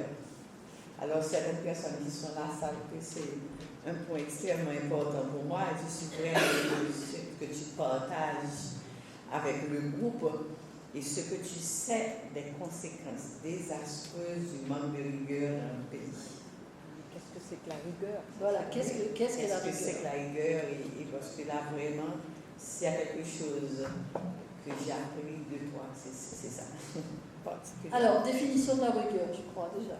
J'espère que ça ne va pas vous faire peur, hein, mais on va quand même la donner.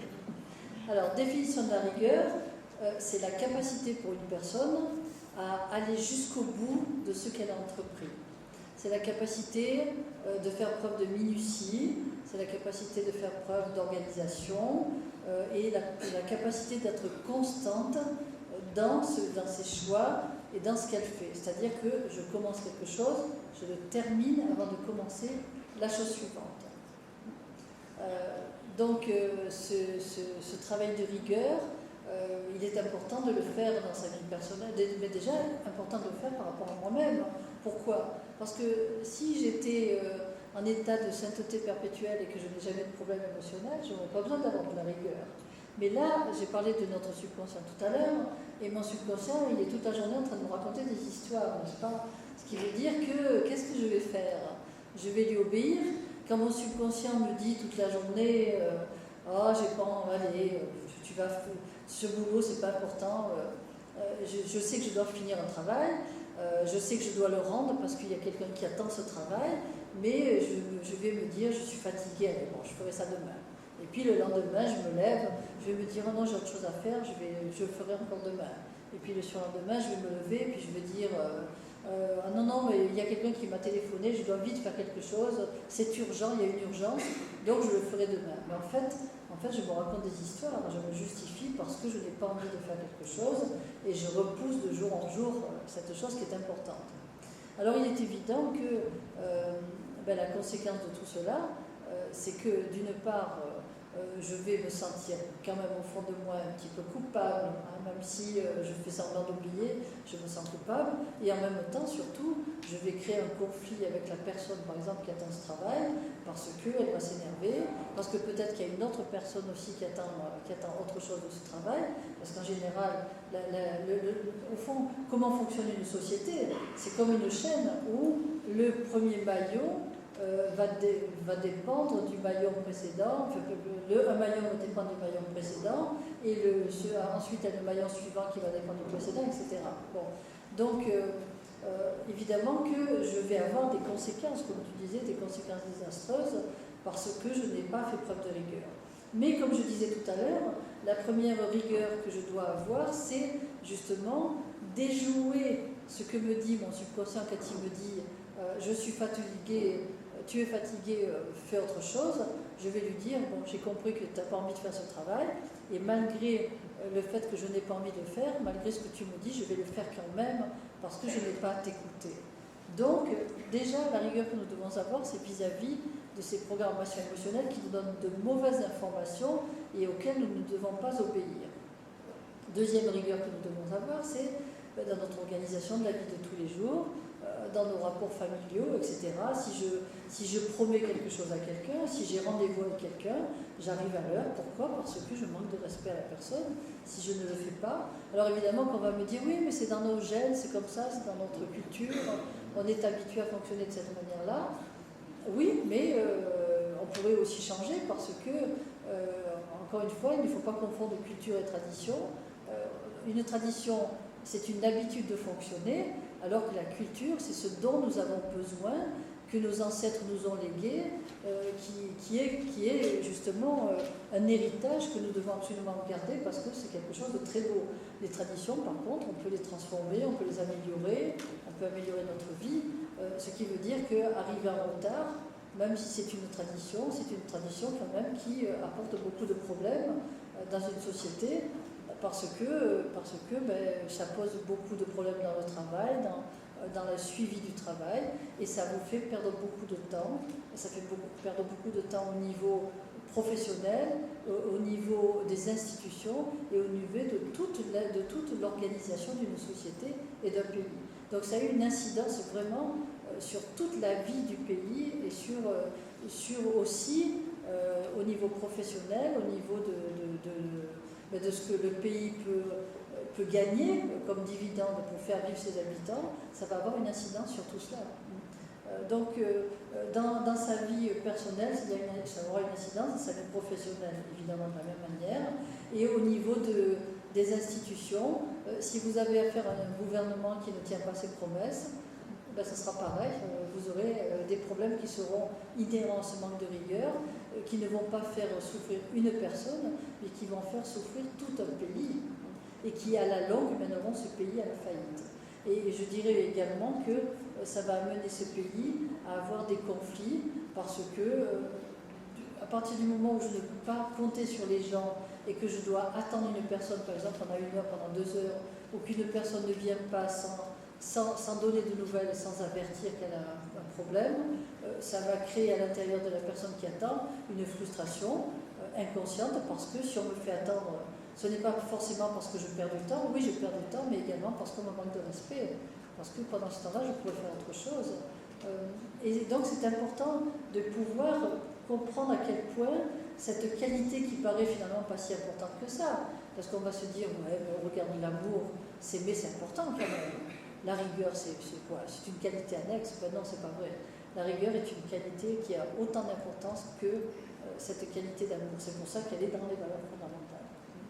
Mais tu nous dis souvent aussi que ça te frappe qu'en Haïti, une de nos programmations émotionnelles, une de nos difficultés, c'est notre manque de rigueur. Oui, tout à fait, oui.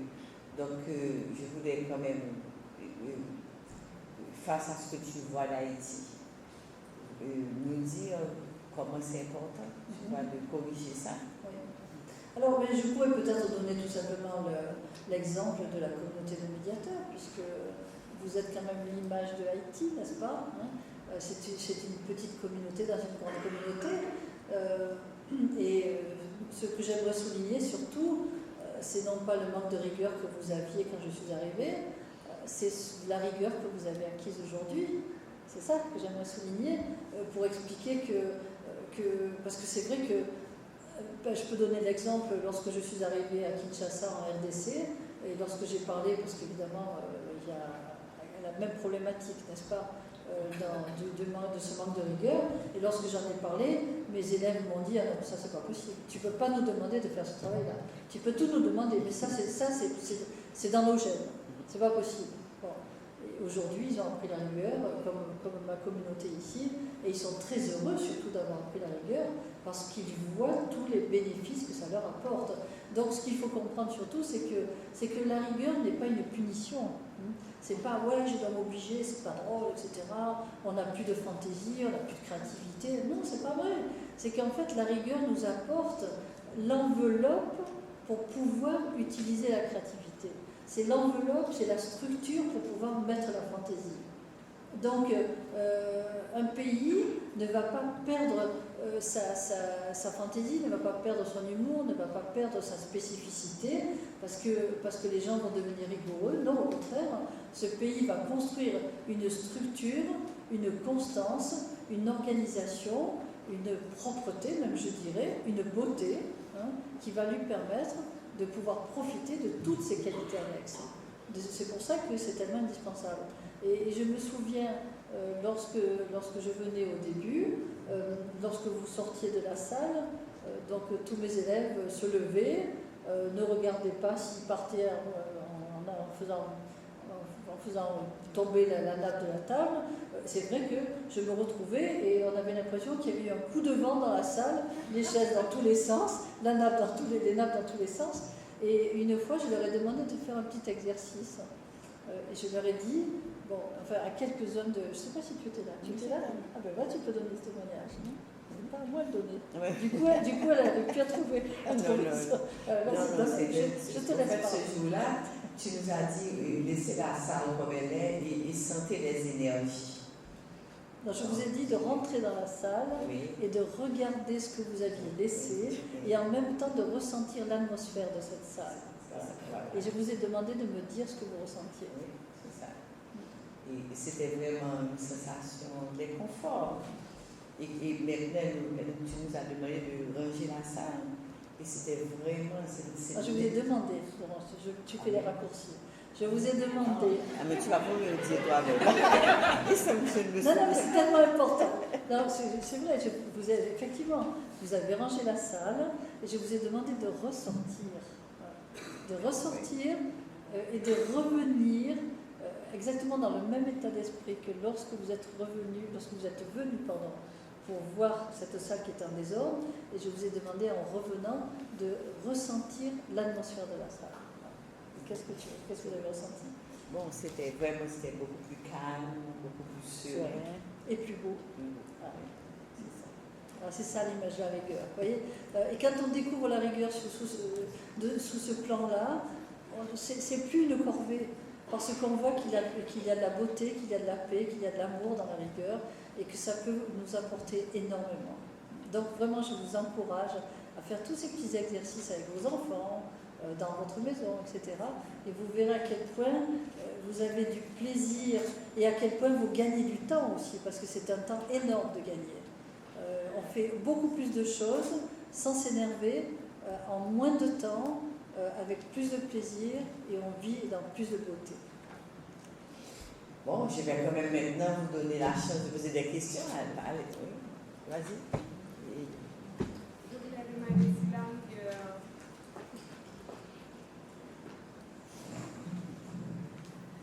Oui, parlant de la rigueur, je voulais demander est-ce qu'on ne pourrait pas le comparer à l'honnêteté envers soi-même quand on parle de rigueur dans le sens que vous venez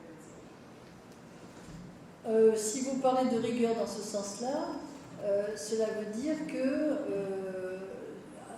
oui, bien sûr, on pourrait parler d'honnêteté envers soi-même, à savoir que à partir du moment où je regarde ce qui se passe à l'intérieur de moi et que je découvre certains aspects que je n'aimerais pas voir, je vais accepter de les voir et je vais accepter d'en parler éventuellement, je vais accepter de remettre en question ce fonctionnement, mais en acceptant de travailler à enlever ce fonctionnement. Voyez.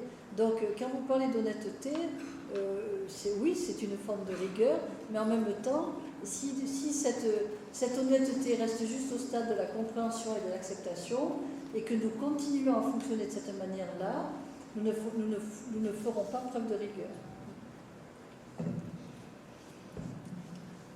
Oui, vas-y. Oui. Je voulais savoir Appelez Maggie. s'il est Attentivement. La programmation émotionnelle, est-ce qu'elle est plutôt innée, plutôt acquise ou Alors, je vais dire oui et non. Alors, elle est innée, on peut dire qu'elle est innée parce que l'enfant naît avec. Nous naissons avec nos programmations émotionnelles. Ce n'est pas une programmation émotionnelle, il faut compter sur le nombre, n'est-ce pas? Donc ça donne encore du piment à la situation parce que nous avons aussi des programmations émotionnelles complémentaires à l'intérieur de nous. C'est très subtil à l'être humain, mais en même temps c'est très beau, hein. C'est extraordinaire de voir la complexité de l'être humain et de voir à quel point aussi nous avons les moyens de transformer tout ça. Alors c'est pour ça que je vous dis oui, parce que l'enfant naît avec ses programmations émotionnelles, et je vous dis non au mot inné, parce qu'il a tous les pouvoirs de les supprimer. Parce que si on interprète le mot inné, on peut se dire toute ma vie je vais subir ces programmations émotionnelles, je ne peux pas m'en débarrasser, ce qui n'est pas le cas. Donc c'est inné à la naissance, parce que je viens avec ce petit ordinateur de poche à l'intérieur de moi, mais en même temps, j'ai le pouvoir de tout transformer et de refaire un nouvel ordinateur en développant à la place de ces programmations émotionnelles les qualités qui correspondent en fait à ces programmations émotionnelles. Parce que ce qui est important de savoir, c'est que chaque programmation émotionnelle correspond à une qualité mal interprétée. Donc si je comprends la programmation émotionnelle, je vais comprendre comment m'en débarrasser, et en me débarrassant de cette espèce de déviance en fait de ma qualité, je découvre cette qualité qui se transforme en don à l'intérieur de moi et qui va me permettre de me réaliser. Donc c'est extraordinaire de pouvoir se développer ainsi. Est-ce que j'ai le droit de poser une question? Oui, bien sûr. Je voudrais revenir sur la punition. Je souhaite avoir votre avis sur le fait de mettre l'enfant contre un mur quelques minutes. Est-ce que c'est une preuve d'amour? Est-ce que c'est Une preuve d'amour? En fait, la question n'est pas si c'est une preuve d'amour, mais est-ce que c'est constructif? Est-ce que ça permet de se construire? Est-ce que c'est bien? Je pense qu'on peut faire mieux. Bon, évidemment que moi j'aime bien quand on me parle de ces situations, vous voyez, qu'on me raconte là, c'est de la vraie situation, parce que encore une fois, c'est tellement subtil que chaque histoire, chaque cas est un cas unique. Parce qu'il y a mille et une manières de mettre un enfant contre un mur, il y a mille et une situations, et c'est vrai que quand on me raconte des situations, je peux donner des subtilités, des détails, etc. Je peux donner des conseils. Bon, c'est pas le but ce soir, mais c'est vrai que pour répondre tout simplement à votre question, franchement, est-ce que ça va vraiment avoir un impact sur lui, tout simplement? Voilà. Il va aller surtout si un enfant est habitué à être puni de cette manière, bon, il sait que régulièrement, on va le mettre contre un mur. Une fois qu'il a fait sa corvée, il revient et une semaine après, il refait la bêtise et vous le remettez contre le mur. Ça peut durer très longtemps comme ça. Bon, si ce n'est qu'à 20 ans, ça risque d'être un peu compliqué pour le mettre contre le mur. Peut-être c'est lui qui va pouvoir vous mettre contre le mur à 20 ans, si c'est un garçon d'âge plaisante. Bon. Mais en fait, ce qui est intéressant dans cette histoire, c'est de comprendre pourquoi finalement le fait de le mettre contre le mur ne servira à rien. Je crois que ce serait plus intéressant d'aller voir ce qui se cache là derrière. Pourquoi? Parce que, puisqu'on parlait justement des programmations émotionnelles, comment ça fonctionne à l'être humain, comme un enfant c'est pareil, comment l'enfant va fonctionner. Supposons que, prenons peut-être un exemple, supposons qu'un enfant soit un communicatif, puisque dans cet enseignement, dans cette philosophie, j'enseigne les différentes personnalités humaines, qui sont au nombre de 9. Parmi ces personnalités humaines, il y a ce que j'appelle le communicatif, qui est un enfant qui aime parler, qui est sociable, qui aime être compris, qui aime partager avec les autres, et quelquefois, comme il a des difficultés de communication, il a peur de perdre la face, il a une habitude, il a une programmation émotionnelle qui est très spécifique, qui est de provoquer les autres, de se moquer des autres. Puis après, il va vous faire la peine en rigolant, puis vous allez lui dire oui, mais tu m'as fait de la peine, il va vous répondre c'était pour rire. Voilà. Donc ça, c'est vraiment typique de cet enfant, de cet adulte qui a cette difficulté émotionnelle. Bon, alors supposons que vous ayez un enfant qui fonctionne comme ça, et chaque fois que vous lui demandez quelque chose, que vous êtes sérieuse et que vous aimeriez qu'il obéisse, il va se moquer de vous, ou il va faire des bêtises, il va rigoler sous cap, etc. Et puis c'est agaçant, parce que ça peut être aussi blessant qu'un enfant soit toujours en train de ricaner derrière notre dos. Oui, ça peut faire de la peine. Alors évidemment que l'adulte a du mal à dire à l'enfant tu te moques, tu as cette attitude, tu me fais de la peine, il faudrait que tu aies une attitude différente. Mais en fait, ce que je peux vous dire déjà, c'est que cette attitude de l'enfant découle d'une souffrance et non pas d'un manque d'amour ni d'un mépris pour l'adulte. C'est pas ça du tout. Bon.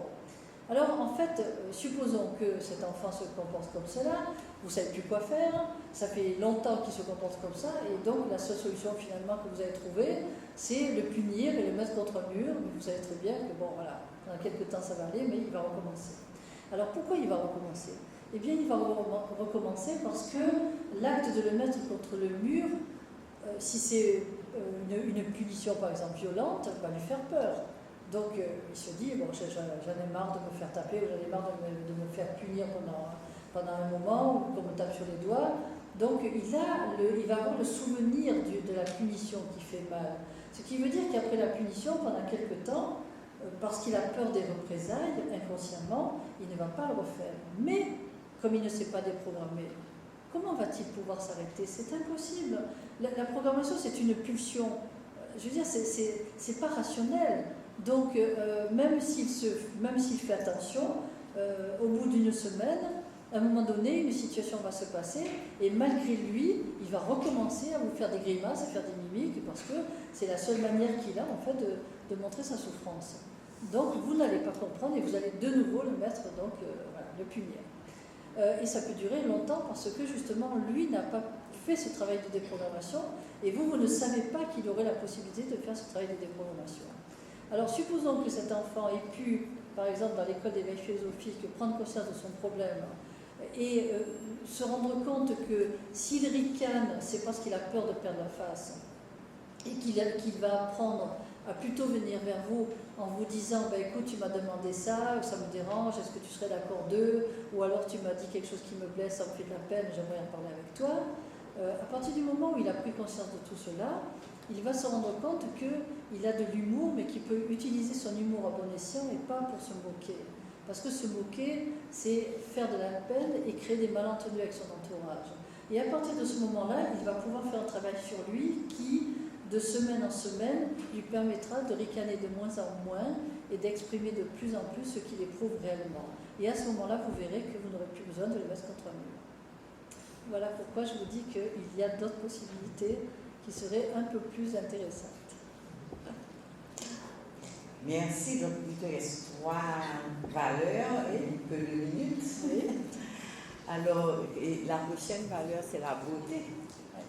Donc, et en quoi consiste la beauté dans une relation familiale?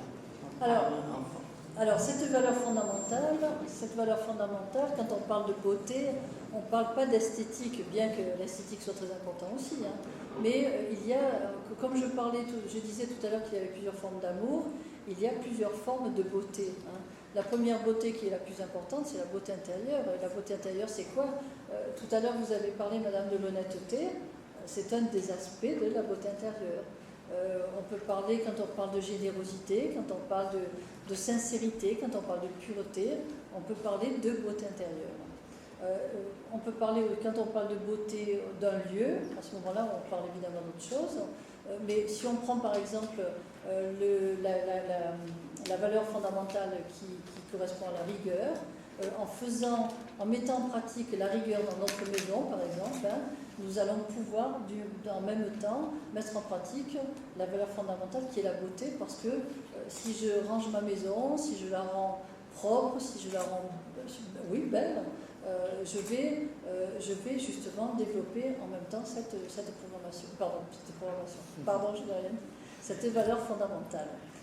Donc, comme je le disais, il y a différentes formes de beauté, beauté intérieure, beauté extérieure, qui va me permettre de vivre mieux, de vivre en harmonie et de vivre en bonne intelligence, avec la vie, avec mon lieu de vie, avec mon lieu de travail et avec mon entourage. Ensuite, l'idéal. Alors l'idéal, je dirais que c'est une valeur fondamentale qui me tient à cœur et qui est, elles sont toutes très importantes, mais qui est quand même très importante du fait que c'est une valeur fondamentale qu'on peut comprendre parce qu'on se dit, ben oui, c'est vrai, c'est beau l'idéal, mais au fond, est-ce que vraiment c'est possible de respecter son idéal? Est-ce que ce n'est pas utopique? Parce que c'est cela qu'il ne faut pas confondre. Il ne faut pas confondre l'idéal et l'utopie. L'utopie, en fait, c'est rêver à quelque chose qui est impossible, qui n'est pas réel, qui ne respecte pas la réalité, alors que ma définition de l'idéal est de respecter mes besoins, de respecter les besoins de la communauté, de réaliser mes rêves, tout en acceptant la réalité et tout en voyant ce qui est nécessaire à la réalité. Donc, dans l'idéal, il n'y a absolument aucune utopie. Alors pourquoi je dis que cet idéal est important? Parce que dans l'ensemble, pour les êtres humains sur la Terre, dans nos sociétés, c'est plutôt une qualité que nous mettons de côté parce que justement on considère que, ben oui, c'est bien par exemple un enfant qui a des rêves pour plus tard, qui voudrait faire un métier, mais souvent ses parents vont lui dire oui, mais tu sais, oui, ça c'est ton rêve, mais tu dois être raisonnable, il faut que tu fasses un métier où tu vas gagner ta vie, où tu es sûr d'être protégé, etc. Ça veut dire qu'on va casser son rêve. Mais en cassant son rêve, on ne casse pas que son rêve, on casse le respect de ses besoins, on casse la capacité pour lui d'être à l'écoute de ses besoins qui vont lui permettre plus tard justement de se réaliser professionnellement et qui vont lui permettre de se réaliser dans sa vie affective. C'est pour ça que j'insiste sur ce mot d'idéal et il va falloir que l'être humain apprenne à s'aimer assez pour s'asseoir et qu'il se dise mais est-ce que dans ma vie j'ai respecté mon idéal? Est-ce que j'ai réalisé mes rêves? Et est-ce que je me suis autorisée surtout à réaliser mes rêves face aux conventions de la société, face aux rêves de mes parents qui peut-être eux rêvent quelque chose de différent, ont rêvé quelque chose de différent pour moi, mais qui correspondait à eux, qui ne correspondait pas à moi. Est-ce que vraiment je me suis donné cette autorisation face à ma famille, face à la société d'être ce que je devrais être pour mon bonheur, tout en sachant que je ne vais pas forcément rendre les autres malheureux. Donc, l'idéal pour moi, c'est une qualité absolument indispensable sur laquelle nous devons travailler, à laquelle nous devons réfléchir, pour aussi enlever nos frustrations. Et en enlevant les frustrations de la majorité des gens dans une société, nous leur permettons de se libérer de leur sentiment d'injustice, de se libérer de leur colère, et c'est ainsi que nous permettons à un pays de se libérer de la guerre. Donc ça, c'est très important pour la paix dont on a parlé tout à l'heure. Et enfin, il reste... Je disais que l'homme heureux ne fait pas la guerre. Voilà, pourquoi je dis que l'homme heureux ne fait pas la guerre. Et la dernière valeur, qui est la détermination. Voilà. Alors, la dernière valeur qui est la détermination, il est important de donner la définition de la détermination. Pour moi, dans ma philosophie, la détermination veut dire avoir conscience de mon pouvoir, accepter de voir ma force et mon pouvoir comme un ami, tout en respectant évidemment les autres. Et la détermination est un acte de fermeté face aux épreuves, face à une personne, un interlocuteur en face de moi, sans pour autant vouloir convaincre l'autre. Donc dans la détermination, il y a également de la diplomatie, il y a également du respect, il y a également de l'amour, mais en même temps, je vais avoir une force tranquille par rapport à ce que je veux mettre en place dans ma vie et par rapport à ce que je veux comme relation avec l'autre, dans mon couple, dans ma vie de famille, dans mon travail, dans la société, parce que je souhaite qu'on respecte mes besoins, qu'on respecte mon idéal, et je souhaite qu'on respecte en fait ce que j'ai mis en place dans ma vie, parce que je sais que je ne vais pas empiéter sur la vie de l'autre. Et là aussi, dans une société où il y a beaucoup d'a priori, où il y a beaucoup de tabous, il y a beaucoup de peur en fait, parce qu'on n'a pas parlé de la peur, mais c'est encore un sujet sur lequel nous pourrions parler. Face à ma peur, face à ma culpabilité et face à mon hésitation, je ne vais pas être déterminée sur les besoins que j'ai, sur ce que je veux construire dans ma vie, parce que justement, je vais toujours me sentir coupable. Est-ce que j'ai le droit? Est-ce que c'est possible? Alors que, justement, si je veux vraiment vivre une vie correcte, si je veux éduquer mes enfants pour que plus tard ils aient une vie correcte, il faut que je leur apprenne cette fermeté, cette détermination, qui va me permettre également de mettre des règles dans mon camp, avec détermination, sans agressivité, sans autoritarisme, avec amour et respect de mon entourage. On est arrivé au bout. On est arrivé au bout. Alors, avant de donner le micro pour le mot de la fin, donc je voulais te remercier. Je vais laisser aussi Maggie parler tout à l'heure, mais je voulais quand même vous dire que vous avez parlé tout à l'heure de la communauté des médiateurs pour la paix en Haïti et dans les Caraïbes. Justement, le but de cette communauté est d'enseigner la philosophie, les techniques de travail de Martine et au sein de la population.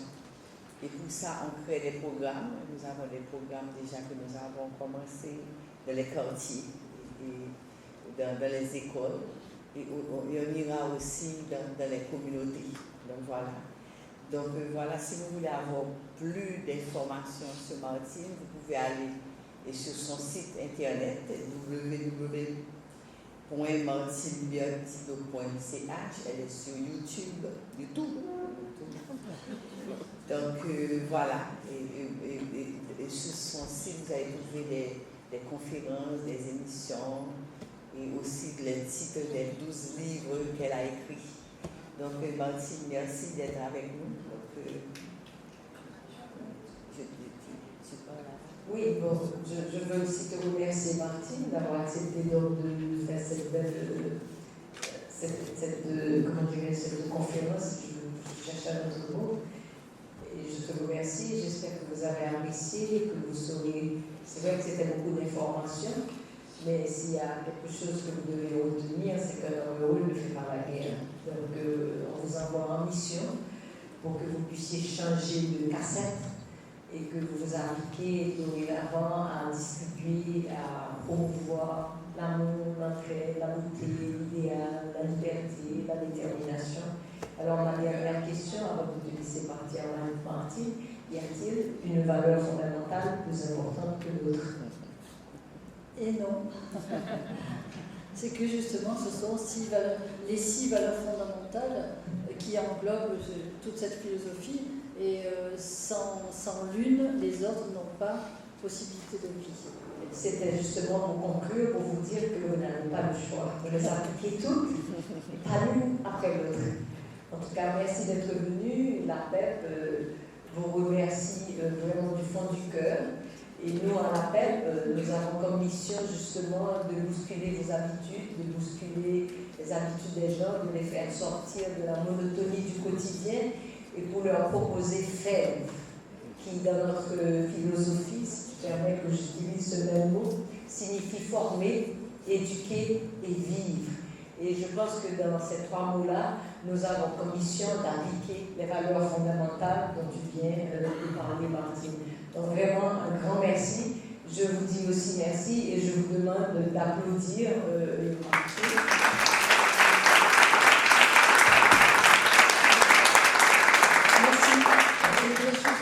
Je voudrais peut-être donner mon témoignage parce que je suis en Haïti depuis quand même quelques années maintenant, puisque je suis arrivée en 2011. Et j'aimerais donner mon témoignage concernant la population en Haïti. Parce que on a mis en place, c'est vrai que j'ai déjà cette communauté de médiateurs qui est autour de moi. J'aimerais vous dire déjà quel bonheur j'ai de travailler avec ces personnes qui ne sont pas pour moi des gens que je forme, ce sont des amis. On partage un amour très profond et on partage ces valeurs fondamentales, nous les partageons ensemble et ça nous a liés, ça nous a soudés et c'est un bonheur de travailler ensemble. Ce n'est pas du travail, c'est du plaisir, c'est une aventure. Nous sommes en train de partir à l'aventure justement vers la population, dans les endroits les plus reculés. Et là où vraiment j'aimerais donner mon témoignage, c'est que le travail que je fais avec les populations, avec des gens qui ne vont pas à l'école, avec des gens qui sont illettrés, etc., qui sont des gens tout simples, mais je trouve partout la même chose en Afrique, je trouve partout une telle intelligence, une telle ouverture, une telle capacité de travailler sur soi, une telle soif. Quand on parle des valeurs fondamentales à ces gens-là, mais pour eux c'est naturel. Je veux dire, il y a une compréhension tout de suite, la mise en pratique est tout de suite. Et là, vous pouvez demander, je vous ai le témoignage de toute la communauté de médiateurs. Vraiment, c'est un bonheur de travailler avec ces gens parce que pour eux c'est une évidence. Vous voyez. Donc voilà, ce que je voulais dire, c'est que si ces gens peuvent le faire, tout le monde peut le faire, n'est-ce pas? Donc merci à vous, merci de votre confiance.